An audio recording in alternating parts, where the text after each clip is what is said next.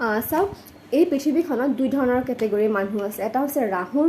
মানুহ এটা হৈছে কেতুৰ মানুহ ৰাহু হৈছে মিছ ইনফৰমেশ্যন ৰাহু হৈছে ডিষ্ট্ৰেকশ্যন ঠিক আছে ৰাহু হৈছে কণ্ট্ৰভাৰ্চিয়েল তো আপোনালোকক যিটো কনভালেক্সা বাৰ বাৰ ওলাই আছে তো কি হৈ আছে আপোনালোকৰ যিটো মেইন পাথ হয় মেইন ৰাস্তা হয় ইয়াৰ পৰা আপোনালোকক ডিষ্ট্ৰেকশ্যন কৰি আছে ঠিক আছে তো এই যিটো কনভালেক্সা আহি আছে কনভালেক্সা কৈ আপোনালোকৰ যিটো কুণ্ডলীখনৰ যিটো আপোনালোকৰ কৰ্ম পাথ হয় ভগৱানে আপোনালোকক দিছে সেই পাথটোৰ পৰা আপোনালোকক ডিষ্ট্ৰেক্ট কৰি পিনে তাতে আপোনালোকক বিজি কৰিব ৰাখিব বিচাৰি আছে ঠিক আছে তো ইয়াৰ পৰা আপোনালোকে সাৱধান হওক ইয়াৰ পৰা আপোনালোকে সতৰ্ক হওক যে যিসকলৰ 12 হাউচৰ ভিতৰত গুৰু আৰু ৰাহু একেলগে বহি আছে মানে আপোনালোকে গুৰু চণ্ডালয়োগ লৈ বহি আছে বৰ্তমান কি হৈছে গুৰু চণ্ডালয়োগটো বহুত